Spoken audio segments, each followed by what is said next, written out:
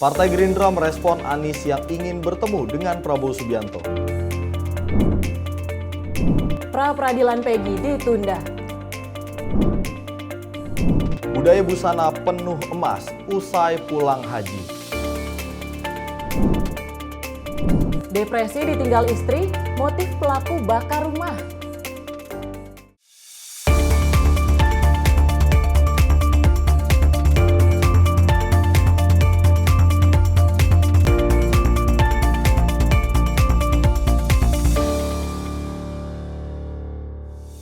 Halo, selamat malam pemirsa. Selamat malam pemirsa, senang sekali kami kembali hadir untuk mengisi ruang informasi Anda pada malam hari ini. Tadi ada sejumlah isu yang menjadi sorotan, Andi. Pertama terkait dengan Gerindra yang merespon isu bahwa Anies Baswedan ingin bertemu dengan Prabowo Subianto. Menjelang pilkada, ini kan di tengah isu bahwa Anies Baswedan ingin maju di Pilkada Jakarta 2024. Ini justru akan bertemu dengan lawannya atau rivalnya di Pilpres 2024 lalu. Ini akan melakukan pertemuan dengan Prabowo Subianto. Tapi kalau kita melihat apakah nanti pertemuannya jadi atau enggak, ini yang masih kita pantau terus.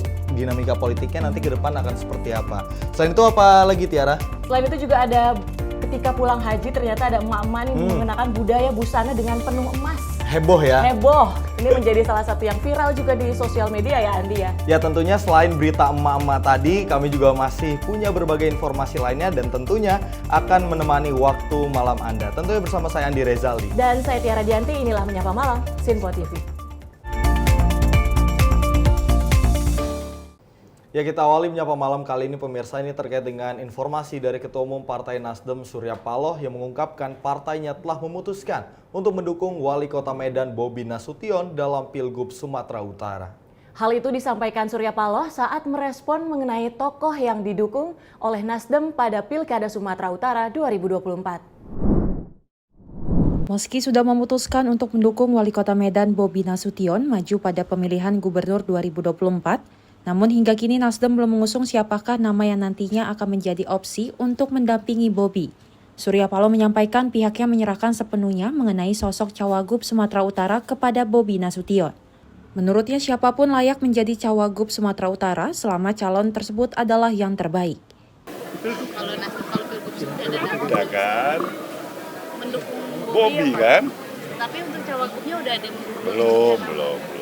Dari Demokrat kan udah ada 3 nama yang Ya, disodorkan. Nasdem belum, itu pokoknya cari aja siapa yang paling baik, itu jalan aja. Oh, menyerahkannya ke Bobi ya? Ya, serahkan aja. Sebelumnya, Partai Amanat Nasional dan Partai Golkar telah resmi mendeklarasikan dukungan kepada Bobi Nasution untuk maju di pemilihan Gubernur Sumatera Utara. Kinerja Bobi selama 5 tahun menjadi wali kota Medan dinilai cukup baik, sehingga sudah selayaknya menantu Presiden Jokowi tersebut maju di Pilgub Sumut 2024. Dari Jakarta, Sri Dewi Andayani, Ahmad Amin, Simpo TV melaporkan.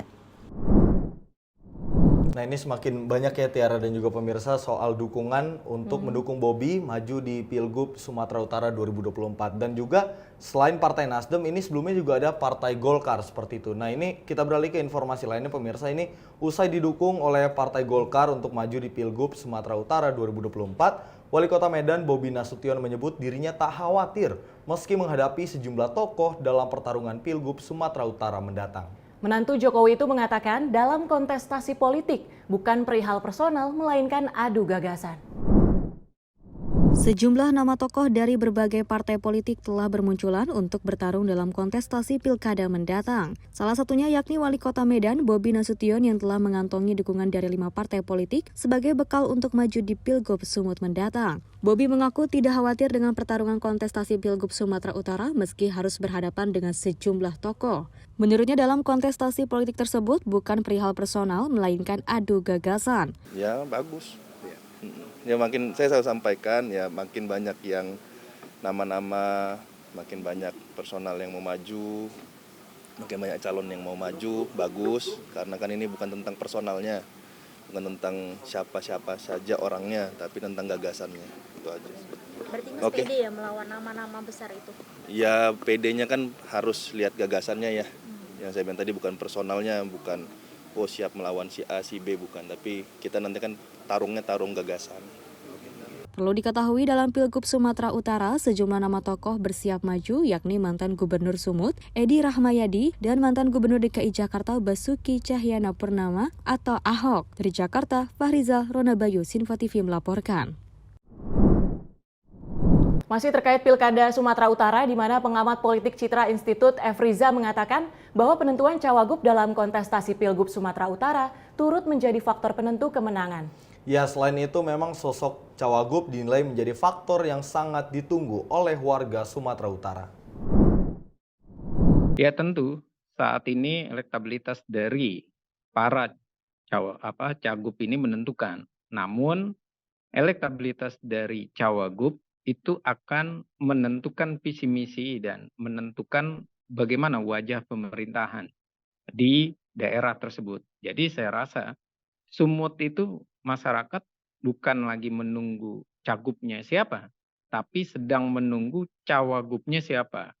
Dan kalau cawagupnya adalah eksekutif daerah juga ataupun cawagupnya adalah seorang birokrat, tentunya ini otomatis menambah gairah dan ini menunjukkan bentuk pemerintahan, strategi pemerintahan dan apa yang akan dijalankan oleh pemerintahan membawa gairah baru masyarakat dan masyarakat akan berbondong-bondong untuk hadir di pilkada dari Gubernur Sumut tersebut. Ya, kemudian Partai Nasdem ini sudah mulai menunjukkan siapa sosok yang akan diajukan dalam Pilkada Sumatera Utara, yaitu menantu Jokowi tadi, Bobi Nasution. Meskipun di satu sisi Surya Paloh ini menyatakan bahwa untuk penentuan dari cawagupnya ini sendiri belum ditentukan, akan menyerahkan secara langsung kepada Bobi Nasution. Ya, lagi-lagi memang faktor dari cawagup ini yang kita nantikan selain kita media, masyarakat Sumatera Utara khususnya di Pilkada Sumut, ini juga menantikan siapa saja sosok cawagup yang akan berkontestasi di Pilgub Sumatera Utara 2024 mendatang, seperti itu ya. Ya, dan juga tadi Bobi Nasution menyatakan tidak takut meskipun diisukan akan melawan Ahok dan juga Edi. Betul, Jadi memang yang diusung adalah terkait dengan gagasan, lagi-lagi bukan terkait personal, dan pertanyaannya sekarang adalah apakah kemudian sosok dari Bobi Nasution ini mampu untuk mencuri perhatian dari masyarakat di Sumatera Utara. Ya, kita tunggu lagi ke depannya akan seperti apa kontestasi di Pilkada Sumatera Utara nanti ya, Tiara. Nah, ini dari Sumatera Utara kita bergeser lagi nih, menjelang Pilkada di Jakarta tentunya. Ini ada informasi dari Sekjen Partai Gerindra Ahmad Muzani yang mengaku belum mendapatkan informasi mengenai Anies Baswedan yang meminta waktu untuk bertemu dengan Ketua Umum Partai Gerindra Prabowo Subianto. Meski belum ada pembicaraan, namun Muzani meyakini peluang kedua tokoh tersebut untuk bertemu tentu ada. Terlebih Prabowo Subianto selalu terbuka untuk berdiskusi dengan siapapun. Baru-baru ini mantan Gubernur DKI Jakarta Anies Baswedan berencana akan mengunjungi Ketua Umum Gerindra Prabowo Subianto dalam waktu dekat. Anies pun mengatakan pertemuan tersebut dalam rangka silaturahmi. Merespon hal itu, Sekjen Gerindra Ahmad Muzani mengatakan pihaknya belum mengetahui rencana Anies Baswedan, dan selain itu Muzani juga belum menerima surat atau undangan dari Anies mengenai permintaan bertemu. Meski demikian, Muzani mengatakan pihaknya terbuka jika ada pihak yang ingin bertemu dengan Prabowo Subianto. Terlebih menurutnya Prabowo selalu membuka peluang untuk berdiskusi dengan siapapun. Saya tidak tahu kalau Mas Anies minta waktu untuk ketemu dengan Pak Prabowo. Tadi sebelum ke sini, saya terlambat karena bertemu dengan Pak Prabowo. Jadi Pak Prabowo tidak bercerita bahwa ada kehendak atau keinginan dari Mas Anies untuk bertemu kepada beliau. Dan sampai sekarang juga belum ada Pak Anies untuk ketemu saya. Pak Prabowo tidak punya halangan untuk bertemu dengan siapapun. Selama ini Pak Prabowo bertemu dengan orang yang berbeda pilihan, berbeda pandangan, bahkan berbeda politik. Beliau merasa bahwa semua pemimpin adalah orang-orang yang memiliki potensi, dan karena itu Pak Prabowo tidak punya halangan untuk bertemu dengan siapa. Dari Jakarta, Sri Dewi Andayani, Ahmad Amin, Simpo TV melaporkan. Ya, ini menjelang pilkada, ini memang kalau kita melihat cagup-cagup yang potensial, ini memang membutuhkan sosok partai politik dan juga penyokongnya untuk kesuksesan di pilkada. Ini salah satunya adalah Anies Baswedan yang digadang-gadang bakal maju di pilkada Jakarta. Tapi yang kita ketahui memang hubungan antara Prabowo dengan Anies Baswedan ini sebenarnya tidak ada masalah. Tapi kan kalau kita melihat etika politiknya dulu di Pilpres pada beberapa waktu yang lalu, ini terlihat keras sekali benturannya, apalagi Anies Baswedan menyerang Capres 02 Prabowo Subianto yang sekarang sudah menjadi presiden terpilih.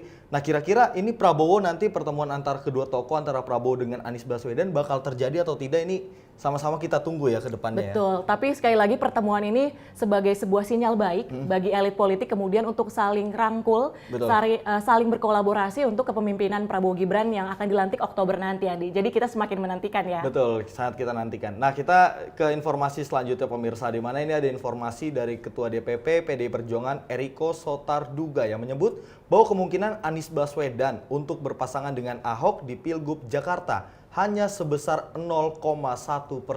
Eriko menjelaskan bahwa kecilnya kans menggabungkan Anies dan Ahok karena faktor pendukung yang berbeda. Undang-undang Pilkada yang mengatur soal larangan mantan gubernur sebuah daerah untuk maju kembali menjadi calon wakil gubernur dalam Pilkada menjadi salah satu alasan PDIP untuk tidak memasangkan Anies dan Ahok di Pilgub Jakarta mendatang. Eriko menjelaskan bahwa kans 0,1% untuk memasangkan Ahok dan Anies hanya bisa terjadi jika ada pihak yang mau mengajukan judicial review di Mahkamah Konstitusi terkait pasal larangan mantan gubernur mencalonkan diri sebagai wakil gubernur. Selain itu, faktor pendukung yang berbeda juga menjadi alasan keduanya tidak diduetkan. Kami sampai saat ini banyak yang senang dengan menggugat itu karena kami sangat mematuhi soal hukum dan kami konsisten dalam hal itu. Tapi dalam dunia politik tiba-tiba ada yang mau menggugat yang kita tidak tahu. Tapi dari PDI Perjuangan sampai saat ini, tadi kami ikut rapat dalam hal pilkada tidak ada. Belum ada sampai saat ini. Begitu juga dengan Pak Anies. Saya juga merasakan pastikan yang namanya pernah berkompetisi yang sangat keras ini pasti mempunyai efek yang juga mendalam. Satu hal lagi yang penting, ini hal yang ketiga nih, bukan karena PDI Perjuangan 3 kan gitu. Satu hal lagi juga, apakah pendukung Pak Ahok, katakan pendukung PDI Perjuangan Pak Ahok, itu pasti akan mendukung lagi. Kalau misalnya tadi mungkin 0,001% itu, andaikan pasangan dengan Pak Anies. Dari Jakarta, Dio Malau, jurnalis Sinpo TV melaporkan.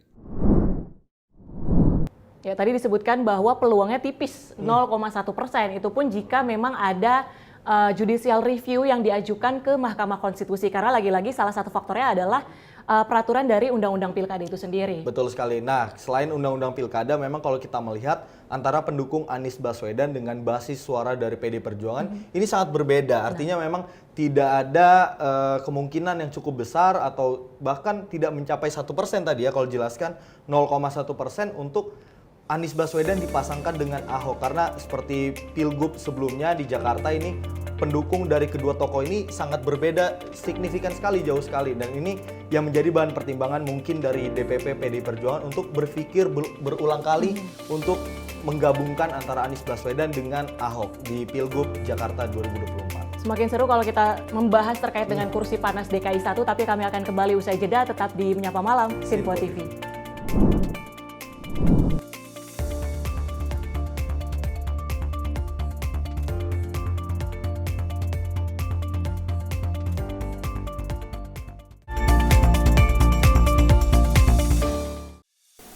Salam jumpa pemirsa, Anda menyaksikan Sinpo Sepekan bersama saya Syem Hakung. Beragam informasi selama sepekan kami sajikan untuk Anda. Rangkuman berita yang menjadi sorotan media massa siap menemani akhir pekan Anda bersama keluarga tercinta. Bersama saya Syem Hakung, kita jelang informasi selengkapnya untuk Anda. Kami hadirkan Sinpo Sepekan setiap minggu pukul 6 pagi hanya di Sinpo TV. Salam jumpa pemirsa, kami kembali hadir dengan rangkaian informasi yang dihimpun dari berbagai penjuru dunia. Kami hadirkan rangkuman informasi terkini dari seluruh penjuru dunia, hanya untuk Anda. Informasi paling penting dan sajian berita menarik, kami sajikan hanya di Sinpo Dunia. Bersama saya, Sally Siregar, inilah Sinpo Dunia selengkapnya. Jangan lewatkan Sinpo Dunia, setiap Senin hingga Jumat di Sinpo TV.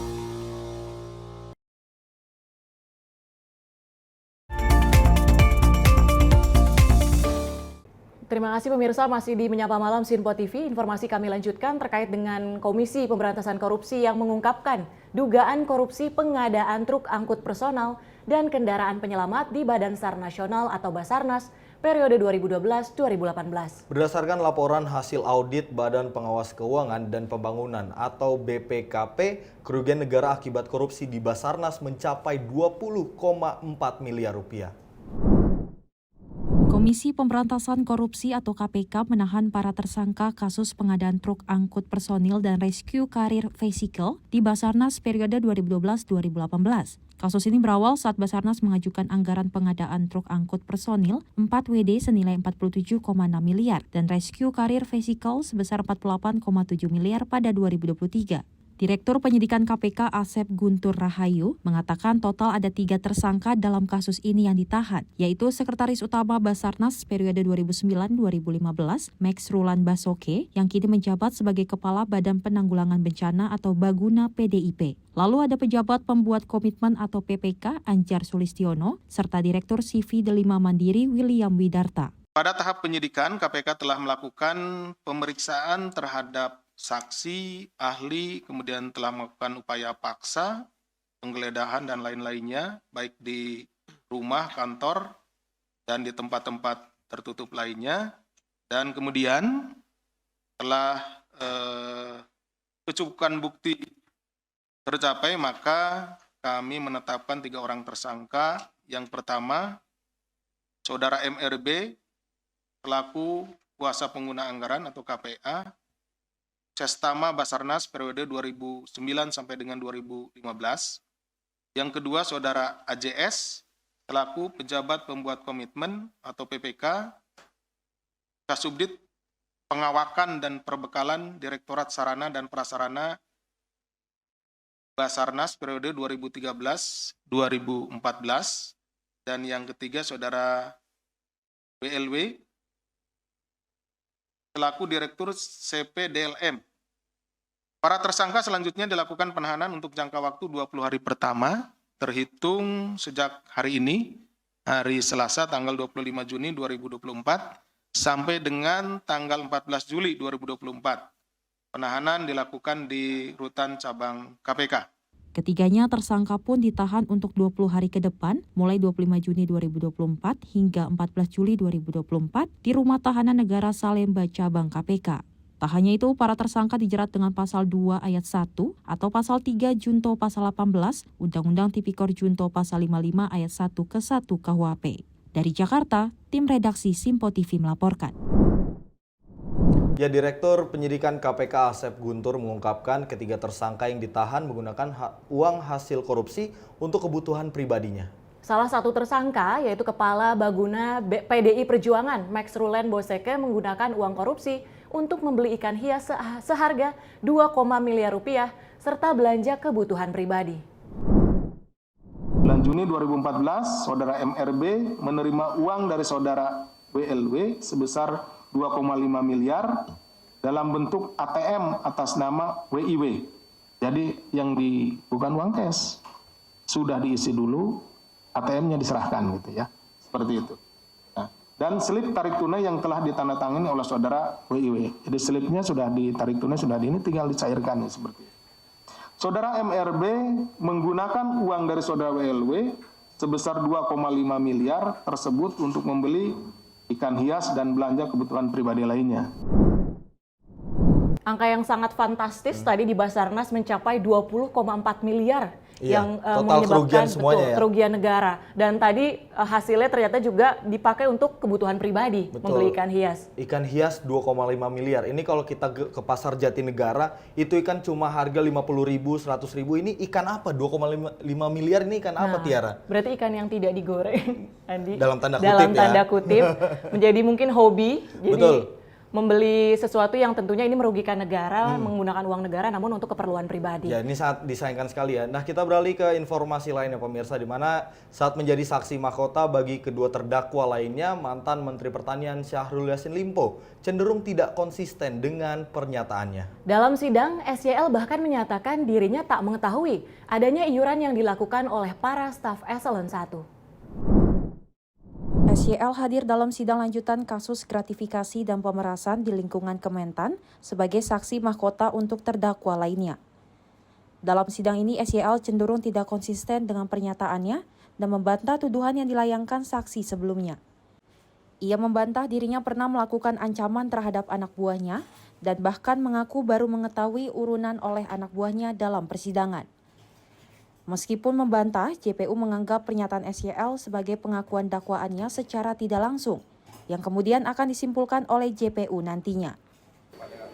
Baik, dapat saya sampaikan beberapa peristiwa yang ada di dalam surat dakwaan itu diakui semua, bukan semua dalam artian perspektif penilaian ya, artinya membenarkan ada peristiwa itu, seperti misalnya peristiwa rapat dengan Eselon 1 yang mana beliau minta untuk mundur kalau tidak sejalan dengan beliau, memarahi mantan sekjen Pak Momon dan sebagainya. Namun beliau membungkus itu dengan versi keterangannya sendiri bahwa itu bukanlah bentuk perintah atau bentuk teguran. Itu silahkan saja. Yang pasti adalah beliau secara tidak langsung sudah mengakui peristiwa di dalam dakwaan itu ada. Kan yang utama itu. Kalau masalah kesimpulan nanti kita simpulkan saja berdasarkan alat bukti. Saya rasa masyarakat dan media bisa melihat alat bukti yang ditampilkan itu seperti apa dibanding dengan keterangan sepihak dari Pak Syahrul Yassin Limpo. Saya kira begitu. Berdasarkan dakwaan, SYL melakukan pemerasan terhadap anak buahnya di lingkungan Kementan. Pegawai Eselon 1 Kementan terpaksa melakukan urunan untuk memenuhi permintaan SYL. Terlebih karena adanya ancaman pemindahan hingga pemberhentian staf Eselon 1 oleh SYL. Uang urunan staf Kementan tersebut kemudian digunakan untuk memenuhi kepentingan pribadi SYL dan keluarganya. Dari Jakarta, Dio Malau, Simpo TV melaporkan. Ya, kita beralih ke informasi lainnya pemirsa, di mana sidang pra-peradilan Peggy Setiawan yang dijadwalkan pada 24 Juni 2024 ditunda dan akan berlangsung pada 1 Juli mendatang. Penundaan ini terkait tidak hadirnya kuasa hukum Polda Jabar. Hingga saat ini Polda Jabar belum mengungkap tidak hadirnya pihak mereka dalam pra-peradilan yang diajukan Peggy. Sidang pra-peradilan Peggy di Pengadilan Negeri Bandung diputuskan ditunda dan diagendakan pada tanggal 1 Juli mendatang. Padahal tim kuasa hukum Peggy Setiawan yang berjumlah 22 orang telah tiba di Pengadilan Negeri Bandung pada Senin pagi. Kuasa hukum Peggy membawa 35 draft dokumen dan dinyatakan lengkap oleh hakim, akan tetapi setengah jam sidang berjalan, pihak termohon yang merupakan bidang hukum Polda Jawa Barat tak kunjung hadir. Sidang bersama ini adalah sudah dikirimkan kepada termohon, sudah sah ya dengan saya. Tapi sampai jadwal yang telah ditetapkan jam 9, sekarang juga sudah lebih 20 menit. Berarti termohon tidak hadir. Kita panggil sekali lagi kepada termohon untuk hadir. Kalau minggu depan tidak hadir, kita lewati. Ya, seperti itu ya. Karena kita tidak membuang-buang waktu. Kita harus kerja 7 hari kerja ya. Setelah hari Senin dimulai maksimal hari Selasa. Saya agendakan hari Seninnya sudah. Terima kasih. Baik, karena termohon tidak hadir, kita tunda hari Senin tanggal 1 Juli. Hal ini membuat hakim memutuskan untuk menunda sidang hingga pemanggilan kedua dan sidang diputuskan akan berlanjut pada 1 Juli 2024 mendatang. Dari Bandung, Jawa Barat, Dio Malau, Simpo TV melaporkan. Ya, gimana Tiara kalau kita melihat kasus dari Vina Cirebon ini tidak kunjung usai seperti itu. Padahal sudah masuk ke persidangan dan ini ada kendala lagi karena ada beberapa pihak yang tidak hadir, akhirnya sidang harus ditunda hingga tanggal 1 Juli mendatang. Betul, lagi-lagi ini akan menimbulkan pertanyaan di publik kenapa kemudian pihak dari Polda Jabar ini tidak menghadiri pra-peradilan yang diharapkan tentunya oleh tim kuasa hukum hadir agar kasus ini segera terang benderang setelah sudah 8 tahun lamanya kasus ini, dan kita masih terus menantikan bagaimana hasil akhirnya. Ya, semoga kasus dari Vina Cirebon ini bisa cepat segera terusut dan juga bisa terlihat bagaimana sebenarnya kasus ini terjadi, kemudian siapa saja pelakunya, dan ini yang masih jadi pertanyaan soal 3 DPO yang dihilangkan beberapa waktu lalu oleh Polda Jawa Barat. Ini yang sebenarnya masih jadi pertanyaan publik, apakah benar, dan juga Peggy yang sekarang ini apakah benar ini pelaku yang sebenarnya, seperti itu ya. Semoga kasus ini segera terungkap dan pemirsa, kita akan kembali usai jeda, tetap di Menyapa Malam Simpo TV.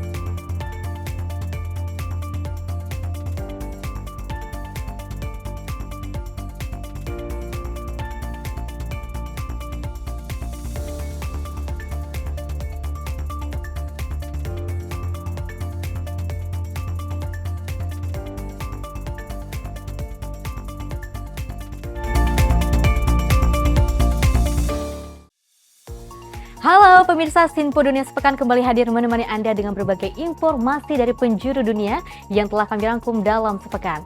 Kami temani akhir pekan Anda bersama sanak saudara dan keluarga tercinta. Dengan sajian informasi yang unik dan menarik dari berbagai negara. Bersama saya Festi Rahmadi, ini dia informasinya untuk Anda.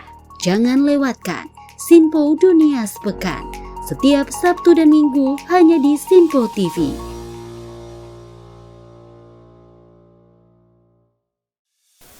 Apa kabar pemirsa? Senang sekali saya Sally Siregar dapat menjumpai Anda dalam Sinpo Dunia Sepekan. Kami temani akhir pekan Anda bersama sanak saudara dan keluarga tercinta.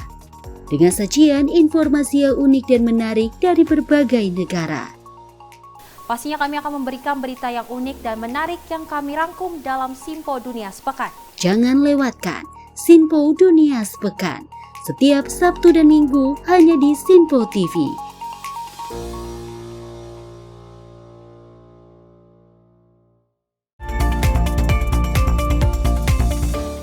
Anda masih di Menyapa Malam Sinpo TV. Pemirsa, ini terkait dengan informasi dari DPP PDI Perjuangan yang akan merayakan penutupan bulan Bung Karno 2024 di Parkir Timur Selatan Gelora Bung Karno, Jakarta pada Minggu 30 Juni mendatang. Perayaan bulan Bung Karno itu akan diwarnai dengan festival kopi, musik, dan lari bareng. Dalam konferensi pers, Ketua DPP PDIP Eriko Sotarduga mengatakan, acara itu akan dimulai sejak pagi hingga sore hari.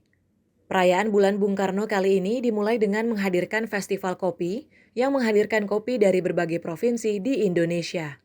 Eriko mengatakan, acara bulan Bung Karno terbuka untuk umum, sehingga siapapun diperkenankan untuk datang dan mengikuti acara.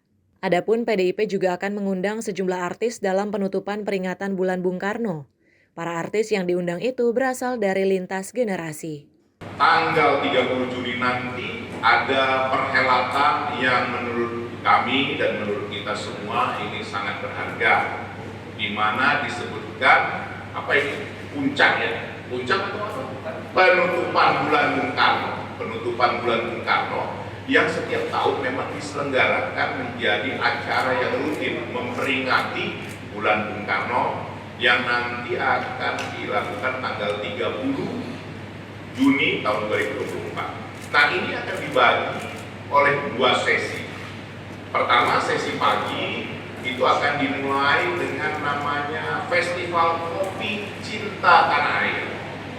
Nah, kenapa kami sebutkan Festival Kopi Cinta Tanah Air? Karena memang kopi Indonesia nanti akan dijelaskan oleh saudara saya Ilham atau siapapun nanti yang akan menyampaikan pentingnya cinta akan kopi karena kopi ini menjadi salah satu aset berharga dari Indonesia. Turut hadir dalam konferensi pers itu perwakilan pimpinan organisasi sayap kepemudaan PDI Perjuangan yakni Ketua Umum Relawan Pembela Demokrasi Wanto Sugito dan Sekjen DPP Banteng Muda Indonesia Patria Gonting. Dari Jakarta, Dio Malau, Sinpo TV melaporkan. Bulan Bung Karno ini diselenggarakan tadi berbagai macam acara, festival, kemudian musik dan lari, juga ada konser, informasinya ada lintas generasi nih pengisi acaranya. Betul sekali. Nah, selain tadi kalau kita melihat ada festival kopi, musik dan lari bareng, ini juga nanti di puncak dari perayaan bulan Bung Karno, ini nantinya dipastikan memang seperti tahun sebelumnya ya, ada pidato politik dari Ketua Umum PDI Perjuangan Megawati Soekarno Putri, dan kita tunggu-tunggu ini apa isi dari pidato politik yang nantinya akan disampaikan oleh Megawati di acara puncak perayaan bulan Bung Karno ya. Ya, apakah terkait dengan arah politiknya? Betul. Dari sisi pemerintahan nanti Prabowo Gibran atau seperti apa? Baik pemirsa, kita lanjut ke informasi terkait dengan Sekjen Partai Gerindra Ahmad Muzani yang menilai bahwa gebrakan yang dilakukan Andi Amran cukup berhasil, terutama dalam berbagai terobosan untuk menjaga ketahanan pangan nasional. Ya, menurut Muzani, Menteri Pertanian Amran Sulaiman sejak lama terus berupaya untuk meningkatkan kesejahteraan petani dan selalu memberikan solusi bagi permasalahan pangan di Indonesia. Karena itu kami mengucapkan terima kasih kepada Menteri Pertanian dan seluruh stakeholder pertanian yang terlibat dalam proses ini. Kita merasa bahwa sawah kita luas, petani kita banyak, terampil, tetapi problem swasembada pangan menjadi persoalan yang serius. Itu harus dicarikan solusi, dan apa yang dilakukan oleh Menteri Pertanian dengan meningkatkan produksi pertanian, termasuk ketersediaan pupuk untuk menggairahkan petani kita. Sekarang ini sudah mulai ada semangat dan gairah petani untuk tetap di sawah, meningkatkan produksi pangan kita, dan itu menimbulkan optimisme baru, termasuk upaya untuk mencetak sawah baru, baik ekstensifikasi ataupun intensifikasi bagi lahan-lahan pertanian kita. Karena itu, upaya untuk menciptakan suasembada pangan kami optimis bisa tercapai pada waktu yang akan datang. Ya, tentunya apresiasi diberikan kepada Menteri Pertanian karena kita punya luas sawah yang banyak, kemudian dari tingkat sumber daya manusia untuk para petaninya ini juga dinilai banyak, dan tentunya ini harus bisa dimanfaatkan oleh Menteri Pertanian lagi-lagi terkait dengan untuk produktivitas dari pangan dan juga penyediaan dari pupuk yang menjadi salah satu permasalahan gitu, yang dinilai sebelumnya menjadi permasalahan ini kemudian menjadi solusi di tangannya Amran seperti itu. Semoga penunjukan dari Andi Amran ini kebetulan satu suku sama saya, Tiara, ini orang Bugis ya. Semoga penunjukan Andi Amran sebagai Menteri Pertanian ini langkah yang tepat karena memang di tengah situasi global yang cukup dinamis dan ketidakpastian global, ini sangat diharapkan memang ketahanan pangan nasional ini menjadi faktor penentu dari keberlangsungan negara seperti itu ya. Ya, baik pemirsa, kita akan lanjut terkait dengan informasi haji di mana hingga 24 Juni 2024 petugas penyelenggara ibadah haji telah menyetujui usulan 25 berkas permohonan tanazul jamaah. PPIH menjelaskan selain ketersediaan kursi kosong pada kloter tujuan jamaah yang sakit dan harus mendapatkan penanganan medis lebih intensif menjadi prioritas. Pelaksanaan tanazul mutasi kloter ini memperhatikan ketersediaan kursi kosong pada kloter tujuan dan diprioritaskan jamaah haji yang sakit yang harus segera dipulangkan ke tanah air untuk mendapatkan penanganan medis lebih intensif. Anggota media Host Haji Widi Dwinanda menyampaikan, PPIH telah merilis sejumlah persyaratan tanazul atau mutasi kloter. Bagi jamaah sakit diperlukan surat rekomendasi petugas kesehatan kloter dan surat rekomendasi dari Kantor Kesehatan Haji Indonesia Daerah Kerja Makkah. Berikutnya yaitu surat pernyataan tidak menuntut kompensasi atas kurangnya layanan akibat mutasi. Selanjutnya surat dari atasan langsung instansi yang bersangkutan. Surat pengantar dari ketua sektor sesuai dengan penempatan sektor jemaah. Yang keempat, bagi tim petugas haji daerah tidak diperkenankan mengajukan tanazul atau mutasi kloter. PPIH kembali mengimbau jemaah haji yang akan kembali ke tanah air agar mempersiapkan diri dengan baik. Memastikan berat koper sesuai dengan ketentuan penerbangan yaitu 32 kg. Menjaga kondisi kesehatan tubuh dengan makan yang teratur, menjaga asupan nutrisi dan istirahat yang cukup, membatasi ibadah sunnah yang akan menguras energi dan tetap menjaga hidrasi tubuh dengan minum yang cukup. Widi menyebut, pada fase pemulangan jamaah haji hingga 24 Juni 2024, jamaah dan petugas yang telah diterbangkan ke tanah air berjumlah 21.723 orang yang tergabung dalam 55 kelompok terbang. Tim redaksi Sinpo TV melaporkan. Ya, ini masih menarik soal momen haji, di mana ini ada momen menarik saat jamaah haji asal Makassar, Sulawesi Selatan tiba di bandara. Sebagian jamaah tampil dengan pakaian nyentrik dan glamor. Pakaian ini menjadi kebanggaan tersendiri bagi para jamaah usai menunaikan ibadah haji di Tanah Suci. Warga menyebut hal itu adalah bentuk tradisi. Sebanyak 450 jamaah haji kloter 1 Debarkasi Makassar tiba di Asrama Haji Sudiang, Makassar, Sulawesi Selatan. Selesai menunaikan ibadah haji, beberapa jamaah pulang dari Makkah mengenakan pakaian nyentrik dibalut dengan perhiasan emas. Tampak jamaah mengenakan pakaian mencolok dengan kebaya bermanik-manik. Beberapa jamaah juga tampak glamor dengan balutan emas di lengan dan lehernya. Tak tanggung-tanggung, harga satu set pakaian yang dikenakan jamaah ini rata-rata bernilai jutaan rupiah. Salah satunya gaya glamor pengusaha skincare di Kota Makassar usai melaksanakan ibadah haji mencuri perhatian publik, mengenakan pakaian nyentrik berwarna pink lengkap dengan perhiasan emasnya. Menyala saya bandara ya, menyala.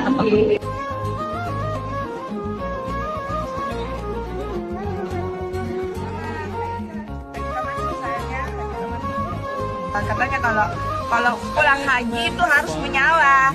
Ini bukan gaya saya ini bukan gaya saya nih ya. Tapi ini disuruh sama anak-anak, katanya kalau pulang haji itu wajib seperti ini ya. Jadi saya doakan ke semua kalau pulang haji banyak rezeki kita juga pakai semua seperti ini dan membawa bagi-bagi seperti ini. Oke guys. Penampilan cetar seperti ini bagi orang Bugis Makassar bukanlah hal yang baru, bahkan rupanya sudah menjadi tradisi tiap musim haji. Menurut warga, tidak semua daerah di Sulawesi Selatan mengenakan pakaian seperti itu, hanya di bagian daerah tertentu saja. Diketahui tahun sebelumnya juga ada jamaah haji asal Makassar yang berpenampilan nyentrik dengan memakai emas 1 kg yang dia beli di Jeddah, Arab Saudi. Namun emas 1 kg itu dijual kembali karena takut terkena pajak impor dan bea cukai. Tim redaksi Sinpo TV melaporkan. Ya ini memang bingung ya sebenarnya. Ini hal yang positif atau bagaimana? Tapi lagi-lagi ini adalah sebagai sebuah tradisi yang berasal dari Makassar, Sulawesi Selatan, di mana kalau jamaah haji yang pulang dari Mekah, Arab Saudi, ini pasti pakaiannya glamor, emas di mana-mana, pakaiannya mungkin pakai kaftan gitu ya. Ini heboh sekali ibu-ibu dari Makassar ya. Iya, tapi sekali lagi memang dinilai sebagai sebuah tradisi di Makassar, namun untuk daerah tertentu saja. Betul. Tidak mengeneralisir secara keseluruhan untuk Makassar, Sulawesi Selatan. Ini kemudian ketika jamaahnya pulang ibadah haji menggunakan pakaian yang dinilai glamor atau emas tadi di lengan, kemudian di kalung, seperti itu. Baik pemirsa, kita akan kembali usai jeda tentunya dengan informasi menarik lainnya, tetap di Menyapa Malam Sinpo TV.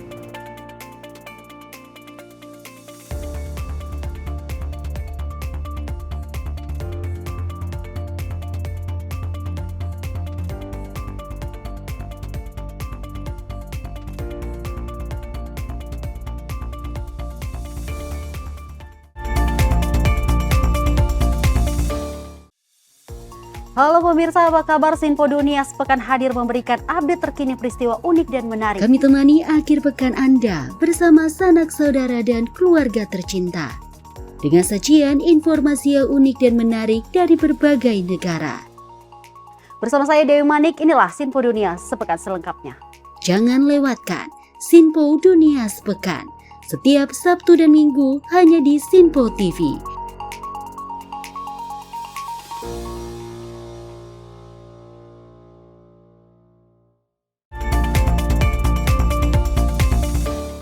Terima kasih pemirsa, masih di Menyapa Malam Sinpo TV. Informasi kami lanjutkan terkait dengan peristiwa di mana AS, pria pelaku penyebab kebakaran terjadi di bawah jembatan penyeberangan orang di kawasan Grogol, Petamburan, Jakarta Barat, yang juga membakar rumah warga di lokasi, kini telah ditetapkan menjadi tersangka oleh pihak kepolisian Polsek Grogol, Petamburan. Ya, motif tersangka yang awalnya membakar pakaian istrinya hingga menyulut kebakaran besar tersebut dilatar belakangi depresi tersangka akibat memendam kekesalan karena ditinggal kabur oleh istrinya. Tersangka AS usia 45 tahun warga Grogol, Petamburan, Jakarta Barat ini tak bisa berbuat banyak saat digelandang petugas kepolisian unit reskrim ke Mapolsek Grogol, Petamburan, Jakarta Barat. Pelaku kini telah ditetapkan tersangka atas kasus kebakaran rumah di bawah JPO di Jalan Semeru, Kelurahan Grogol, Kecamatan Grogol, Petamburan, Jakarta Barat. Kapolsek Grogol, Petamburan, Kompol Muharam Wibisono menjelaskan berdasarkan hasil olah TKP serta keterangan saksi dan tersangka, diketahui motif pelaku melakukan pembakaran tersebut dilatar belakangi depresi tersangka yang ditinggal kabur istrinya. Awalnya tersangka yang diketahui tidak memiliki pekerjaan tetap, hanya bekerja serabutan ini, tidak berniat membakar rumah. Tersangka yang meluapkan kekesalannya ini membakar pakaian istrinya. Setelah membakar dengan korek gas, tersangka lalu meninggalkan rumahnya hingga api semakin membesar dan melahap rumah tersangka dan 4 rumah semi permanen milik warga di lokasi dan jembatan penyeberangan orang yang bersinggungan dengan pemukiman tersebut. Polisi juga memastikan bahwa tersangka tidak memiliki masalah kejiwaan. Motif dari yang bersangkutan melakukan pembakaran ini dari hasil keterangan yang kami dapat adalah karena yang bersangkutan merasa sakit hati ditinggal oleh istrinya, ya, yang dimana istrinya sudah kurang lebih 2 minggu meninggalkan yang bersangkutan dan tidak pernah kembali dan tidak pernah berkomunikasi, dan juga yang bersangkutan merasa keluarga yang ada di rumahnya juga tidak mendukung untuk istrinya kembali lagi kepada yang bersangkutan, sehingga yang bersangkutan merasa emosi, dan pada saat emosi inilah yang bersangkutan menggunakan korek api yang berwarna biru ini untuk membakar sebuah baju di dalam kamarnya. Kemudian setelah membakar, yang bersangkutan meninggalkan kamar dan hanya memberikan kata-kata kepada salah satu saksi yang ada di rumahnya, yaitu saksi J, bahwa saya sudah membakar. Dan pada saat itu saksi tidak paham dan tidak sadar kalau ternyata memang betul-betul dilakukan pembakaran. Dan akhirnya akibat dari ulah yang bersangkutan terjadilah kebakaran dan mengakibatkan 4 rumah yang ada di sekitar sampingnya turut menjadi korban kebakaran ini. Dari lokasi kejadian perkara, polisi menyita barang bukti diantaranya balok pondasi rumah dan perabotan rumah yang terbakar serta 1 korek gas warna biru yang digunakan tersangka untuk membakar pakaian istrinya. Guna mempertanggungjawabkan perbuatannya, tersangka dijebloskan ke jeruji besi Polsek Grogol Petamburan dengan jeratan pasal 181 ayat 1 dengan ancaman hukuman pidana maksimal selama 12 tahun penjara. Dari Jakarta, kontributor Simpo TV melaporkan. Ya, ini kalau kita melihat ini sebenarnya adalah masalah keluarga ya. Lagi-lagi masalah keluarga, tapi ini dampaknya kemana-mana. Sampai terjadinya kebakaran beberapa rumah seperti itu. Betul, tentu sangat disayangkan kejadian ini bisa terjadi ya Andi ya. Dan diharapkan juga bagi masyarakat kemudian mungkin jika punya permasalahan tadi terkait keluarga bisa diceritakan terlebih dahulu ke orang terdekat ataupun menggunakan tenaga profesional. Betul, dilakukan mediasi seperti itu supaya semuanya tidak terjadi hal-hal yang serupa seperti ini. Dan lagi-lagi nih pemirsa, ini kalau informasi berikutnya nih, ditemukan seorang pria tanpa identitas yang nekat memanjat pagar jembatan Ceger, Kota Bogor, Jawa Barat. Aksi nekat pria tersebut diketahui oleh seorang anggota TNI yang saat melintas di lokasi tersebut. Seorang pria tanpa identitas nekat memanjat pagar jembatan Ceger, Kecamatan Bogor Utara. Beruntungnya, aksi nekat pria tersebut diketahui oleh seorang anggota TNI yang saat itu tengah melintas di lokasi. Diketahui sekitar pukul 10:30 waktu Indonesia bagian Barat pada Kamis 20 Juni 2024, anggota TNI tersebut melihat banyak orang berhenti di pinggir jalan. Dirinya pun memutuskan untuk memeriksa situasi adanya dugaan percobaan bunuh diri. Anggota TNI langsung menghubungi rekan Babinsa untuk menuju ke lokasi. Petugas yang sudah tiba langsung naik ke atas mobil box dan mencoba mencegah aksi percobaan bunuh diri. Namun saat hendak melakukan evakuasi, pria yang mengenakan pakaian berwarna coklat tersebut menolak turun, bahkan semakin mengencangkan pegangannya ke besi jembatan. Petugas pun terus berusaha menarik tubuh pria tersebut agar bisa dievakuasi ke atas mobil box. Setelah menunggu sekian lama, akhirnya pria itu pun berhasil dievakuasi dengan bantuan warga sekitar. Dari aksi tersebut, pria ini diduga mengalami depresi hebat yang mengakibatkan dirinya nekat untuk melakukan aksi bunuh diri. Dari Jakarta, tim redaksi Simpo TV melaporkan. Ya, kita beralih ke informasi lainnya pemirsa, di mana peristiwa kebakaran yang diakibatkan oleh arus pendek listrik kembali terjadi, tepatnya di Denpasar, Provinsi Bali. Seluruh isi bangunan habis dilahap oleh si jago merah. Kobaran api menghanguskan ruko usaha yang berlokasi di Denpasar Barat, Provinsi Bali pada Senin pagi. Diduga api berasal dari korsleting listrik pada kulkas yang memajang rokok elektrik, sehingga menyebabkan api menyebar luas ke seluruh ruangan.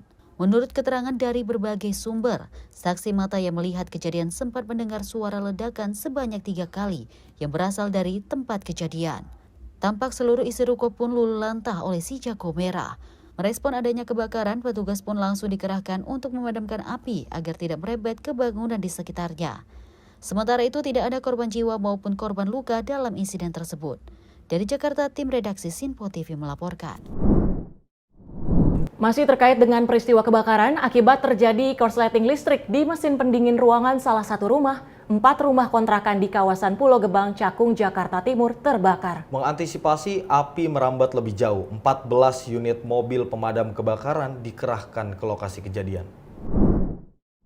Sejumlah warga dibuat panik dengan kobaran api di salah satu rumah warga Jalan Raja Wali 5, RT 3 RW 8, Kelurahan Pulau Gebang, Kecamatan Cakung, Jakarta Timur pada Selasa siang. Api yang makin membesar merambat ke rumah kontrakan lainnya. Penghuni rumah tak mampu menahan isak tangis saat api meluluh lantahkan seluruh isi rumah. Kebakaran yang terjadi sekitar pukul 12:30 siang ini akibat korsleting listrik dari mesin pendingin ruangan di salah satu rumah warga. Mengantisipasi api merambat lebih jauh, 14 unit mobil pemadam kebakaran dengan 70 petugas penanggulangan kebakaran dan penyelamatan Jakarta Timur dikerahkan ke lokasi kebakaran. Awalnya bagaimana?